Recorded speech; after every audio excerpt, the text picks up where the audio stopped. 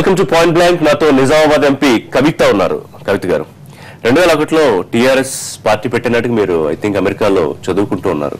So అప్పుడు నాన్న party పెడుతున్నారు అన్న న్యూస్ తెలియగానే what was your immediate thought actually? మీరు అన్నట్టు 2001లో అక్కడే ఉన్నాను నేను. నాన్నగారు పార్టీ పెట్టే ముందర నాకు రామన్నయ్యకి కూడా ఫోన్ చేసి మాట్లాడారు. సో మాట్లాడినప్పుడు చెప్పారు, చిన్నప్పటి నుంచి కూడా నాకు చాలా కాన్ఫిడెన్స్, మా నాన్న ఏం చేసినా ఏం చెప్పినా కరెక్టే అని. సో పార్టీ పెడుతున్నారంటే I'm sure it is good అనుకున్నాం, ఆల్ ద బెస్ట్ చెప్పాము అంతే. అంతకు మించి వేరే ఏం ఆలోచన లేకుండే. కాకపోతే తనకు కొంత బాధ ఉండే, పిల్లలు అంటే ఎస్పెషలీ ఆడపిల్లగా పెళ్లి చేయలేదు అన్నది ఒకటి ఉంటుంది కదా వాళ్ళకి అప్పటికి. సో మేము చెప్పినాం అంటే we are all educated, independent, we can take care of our selves, ఇబ్బంది ఏం లేదని మేమే తనకి కాన్ఫిడెన్స్ ఇచ్చాం. అప్పట్లో మీకు ఏమైనా పొలిటికల్ ఆలోచనలు వచ్చాయా? లేదండి, అంటే వస్తానని ఫ్యూచర్ లో ఎప్పుడు అట్లాంటి ఆలోచన ఎప్పుడు లేదు అసలు. రైట్, మీరు నాన్న బిడ్డ, ఇంకోలాగా చెప్పాలంటే అన్నకన్నా కూడా కొంచెం మీ మీద నాన్నకి ఎక్కువ ప్రేమ, కరెక్టేనా? ఆడపిల్లలంటే ఎట్లయినా ప్రతి ఇంట్లో అట్లానే ఉంటదండి. అంత ప్రాణంగా చూసుకునే నాన్న ఆయన అప్పుడు ప్రాణాలనే పణంగా పెట్టి ఉద్యమంలో ఆమరణ దీక్ష కూర్చున్నారు. సో అది మొత్తం ప్రపంచం అంతా చూసింది. అప్పుడు మీరు చాలా దగ్గరుండే ఆయనకి మొత్తం అని చూసుకున్నారు నిమ్స్ లో. ఎట్లా అనిపించేది మీకు ఆ టైంలో? నిజంగా చాలా భయంకరంగా ఉంటుందండి. అంటే పగవాడికి కూడా రావద్దు అనుకుంటాం కదా, అటువంటి కష్టాలలో అదొక్కటి అనమాట. ఎందుకంటే ఒక పక్క నాన్న, ఇంకొక పక్క చాలా మంది ఉద్యమంలో చనిపోతున్నటువంటి పిల్లలు, అన్రెస్ట్, ఎక్కడికక్కడ గొడవలు, పోలీసులు, అసలు చాలా అంటే చాలా స్ట్రెస్ఫుల్ సిచ్యువేషన్ అది. ఒక తెలంగాణ బిడ్డగా ఒక రకంగా మూమెంట్ ఏమవుతుందో, నాయకుడికి ఏమవుతుందో అని ఒక పక్క టెన్షన్, ఇంకో పక్క నాన్నగా అదొకటి. దాంతోపాటు ఇంకా డాక్టర్స్ అంతా, అమ్మని చూస్తే ఇంకా చాలా బాధ అనిపించేది. డాక్టర్స్ అంతా మమ్మల్ని ఫ్యామిలీ ముగ్గురిని కూర్చోబెట్టి, నన్ను, అన్నయ్యను, అమ్మని కూర్చోబెట్టి వాళ్ళు కౌన్సిలింగ్ ఇచ్చేవాళ్ళు అనమాట. చాలా చాలా భయంకరంగా ఉండే. అంటే ఆ 11 రోజులు అయితే నిజంగా పగవాడికి కూడా రావద్దండి. ఇంకా అంత కాన్ఫిడెంట్ గా ఉండేవారు. తను ఫాదర్ ఉద్యమంలో మునిగిపోవడం లేకపోతే తెలంగాణ సాధించడం అనే దాని మీద మీరు నమ్మకంగా ఉండేవారు? లేకపోతే ఎప్పుడైనా ఇదంతా జరుగుతుందా? ఎందుకంటే చాలా రాజకీయ కారణాలు ఉంటాయి, తీసుకోవాల్సిన అవసరం ఉంటుంది. సో నమ్మకం ఉండేది మీకు? ఆల్వేస్ అంటే నాకు మా ఫాదర్ మీద చాలా కాన్ఫిడెన్స్. అప్పటికి ఇప్పటికి కూడా చాలా మంది పార్టీలో నిర్ణయాలు తీసుకున్నా, లేకపోతే 2008లో ఒకసారి నాన్న రాజీనామాలు చేయమంటే చేసిన తర్వాత బాగా బ్యాడ్ రిజల్ట్ వచ్చింది. అప్పుడు కూడా కొంతమంది అంటే నేను ఒకటే చెప్తాను, ఎనీ టైం తన నిర్ణయం మీద పోతేనే ఈ పార్టీ బాగుపడుతుంది.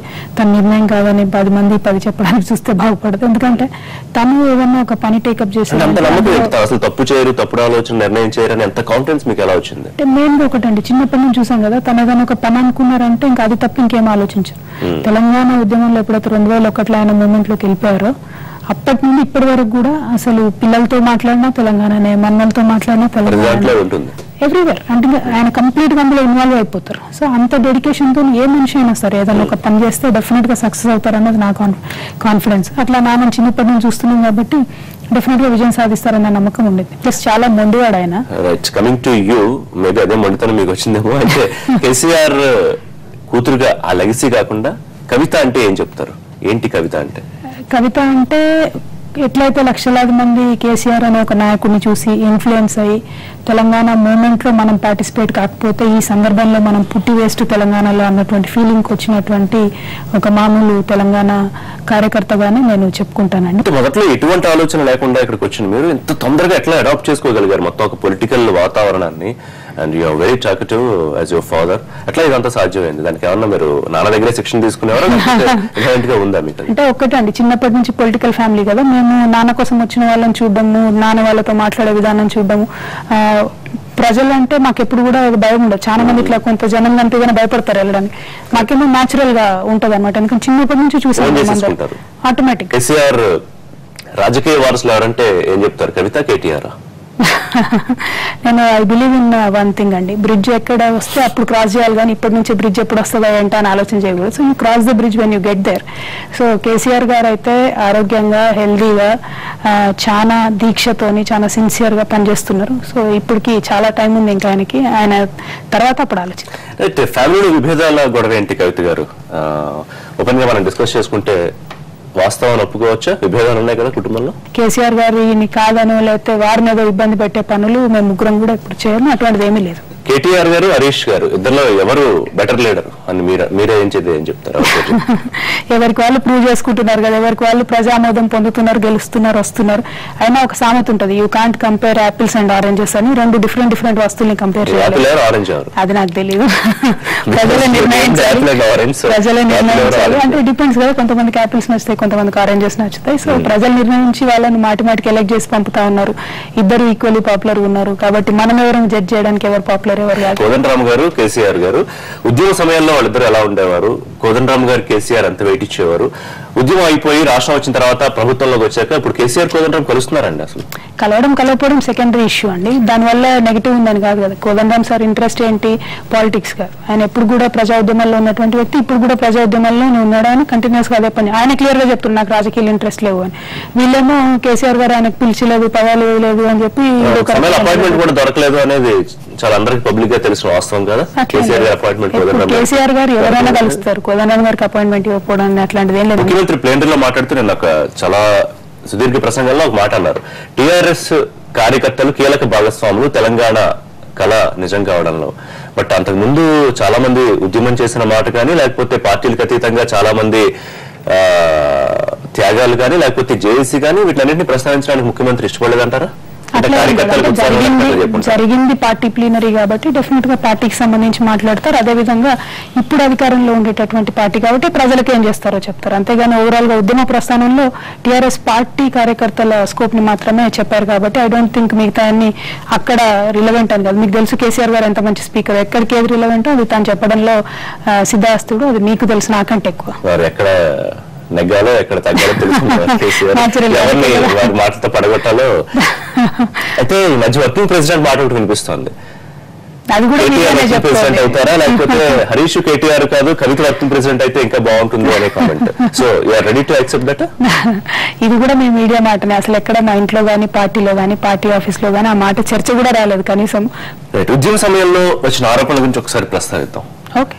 సో చాలా ఆరోపణలు వచ్చాయి, ముఖ్యంగా మీ మీద కూడా వసూళ్ళని కొంతమంది ప్రతిపక్షాలు కానివ్వండి మాట్లాడేవాళ్ళు చాలా మంది. ఎందుకు అంత తీవ్ర స్థాయిలో ఆరోపణలు వచ్చాయి కవిత గారు? మళ్ళీ అదే చెప్తున్నా కదండి, ఇప్పుడు ఉద్యమాన్ని వ్యతిరేకించాలనుకునే వాళ్ళు ఉద్యమ నాయకత్వాన్ని నెగిటివ్ కోణంలో చూపించాలనుకుంటారు. దానిలో భాగంగా ఉద్యమ నాయకత్వం అంటే కేసీఆర్ గారికి ఇమీడియట్ గా ఎవరి మీద ఆరోపణలు చేస్తే కేసీఆర్ గారికి ఎక్కువ ఎఫెక్ట్ అవుతుంది అనుకుంటే వాళ్ళ మీద ఆరోపణలు చేస్తూ వచ్చారు. అందులో భాగంగా కేసీఆర్ కుటుంబాన్ని టార్గెట్ చేయడం అన్నది 10-15 ఏళ్ళుగా చూస్తున్నటువంటి సందర్భం, కొత్తేం కాదు.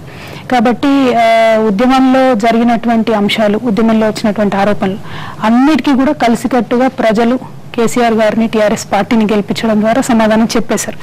కొత్తగా వాటి మీద చర్చ పెట్టి నేను సమాధానం చెప్పాల్సిన అవసరం కూడా చెప్పాల్సిన స్థాయిలో సమాధానం చెప్పలేదు. కనీసం మీ వరకు వస్తే కనుక ఇప్పుడు పవన్ కళ్యాణ్ లాంటి ఆయన నాయకుడు అనుకుంటే కనుక మీరు గతంలో ఆయన్ని అలా గుర్తించట్లేదంటే మాట్లాడినట్టు నాకు గుర్తుంది. అనుకుంటే కనుక ఆయన బహిరంగ సభ మీద చేసిన కామెంట్స్ కూడా మీరు ఆ స్థాయిలో రిట్రాక్ట్ ఇవ్వడం కానీ దాన్ని ఖండించడం కానీ చేయలేకపోవడానికి కారణం ఒక రకంగా ప్రజలంటే ఇది నిజమేనా అని నమ్మే పరిస్థితి క్రియేట్ చేస్తున్నట్టు అవలేదా? ఒక్కటండి, కేసీఆర్ గారి కుటుంబంలో ఉండేది మెయిన్ గా ఏంటి అంటే ధైర్యం, క్లారిటీ. ఎందుకంటే మేము సిన్సియర్గా ఉన్నాం, సీరియస్గా ఉన్నాం, మూమెంట్ పట్ల కమిటెడ్గా ఉన్నాం. కాబట్టి ఏది వచ్చినా ఏమున్నా ఎక్కడున్నా మేము ఒకటే మాట చెప్తాం. సో పవన్ కళ్యాణ్ గారు ఇంకోరు చేసిన ఆరోపణలన్నింటినీ తిప్పికొట్టడం జరిగింది. తిప్పికొట్టినాం కాబట్టి ప్రజలు ఇవాళ మాకు దయతలిచి వాళ్ళు ఆశీర్వదించి అధికారం ఇవ్వడం జరిగింది. సో ఇంకా అంతకు మించి ప్రూఫ్ ఏముంటుంది? ప్రజలు యాక్సెప్ట్ చేశారు మమ్మల్ని అనడానికి. దానికి మించి డెమోక్రసీలో అయితే వేరే ప్రూఫ్ లేదు. అట్లా బతుకమ్మ విషయంలో కూడా కొన్ని ఆరోపణలు వచ్చాయి, మీకు గుర్తున్నాయి? అంటే కోట్ల రూపాయల కేటాయింపులు అంటే జిల్లాలకి గ్రామాలకు కాకుండా కేవలం మీ సంస్థ ద్వారా చేసిన ఉత్సవాలకి ఎక్కువగా కేటాయించింది ప్రభుత్వం. మీ ద్వారా ప్రజలకు చెప్పేది ఏంటంటే ప్రభుత్వం ఇప్పుడు కాదు, యునైటెడ్ ఏపీలో సమైక్యాంధ్రగా ఉన్నటువంటి సందర్భంలోనే కిరణ్ కుమార్ రెడ్డి సర్కార్ ఉన్నప్పుడే బతుకమ్మను అఫీషియల్ గా గుర్తించి 10 లక్షల రూపాయలు వాళ్ళు కేటాయించారు. జిల్లాకు 1 లక్ష రూపాయలు వాళ్ళు కలెక్టర్లకు పంపారు. అట్లానే మన తెలంగాణ ప్రభుత్వం వచ్చిన తర్వాత 10 కోట్ల రూపాయలు కేసీఆర్ గారు బతుకమ్మకు కేటాయించారు. కేటాయించినప్పుడు ప్రతి జిల్లాకు ప్రభుత్వం డబ్బులు పంపుకుంది తప్పితే జాగృతికి కానీ నాకు కానీ దాంతో ఎటువంటి సంబంధం లేదు. ప్రభుత్వం ఉత్సవాలు ప్రభుత్వం చేసుకుంది, యాజ్ ఇట్ ఈస్ గా తెలంగాణ జాగృతి ఉత్సవాలు తెలంగాణ జాగృతి చేసింది, చేస్తుంది కూడా. వాట్ అబౌట్ తెలంగాణ జాగృతి ఇప్పుడు ప్రస్తుతం పరిస్థితి ఏంటంటే, అంటే మీరు ఎంపీగా అయ్యాక దాన్ని చూస్తున్నారా లేకపోతే బిజీగా ఉండడం వల్ల కాస్త? లేదు, ఎంపీ అయిన తర్వాత కూడా చాలా ఇవాల్వ్ చేశాము. ఇప్పుడు తెలంగాణ రాష్ట్రం సాధించే వరకు ఒక రకమైన ఎజెండాతో ముందుకు పోయినటువంటి సంస్థ కాబట్టి రాష్ట్రం వచ్చిన తర్వాత ఏం చేయాలన్నది చాలా సుదీర్ఘంగా డిబేట్ చేయడం జరిగింది. చేసి మొన్ననే కొత్త కమిటీలన్నింటినీ కూడా ప్రకటించడం జరిగింది. సో ఇంకా పదునైనటువంటి కార్యాచరణతో ముందుకు తెలంగాణ జాగృతి వెళ్తుంది. రైట్, పాయింట్ బ్లాంక్ లో చిన్న బ్రేక్ తీసుకుందాం. బ్రేక్ తర్వాత నిజామాబాద్ ఎంపీ కవితతో పాయింట్ బ్లాంక్ కొనసాగుతుంది.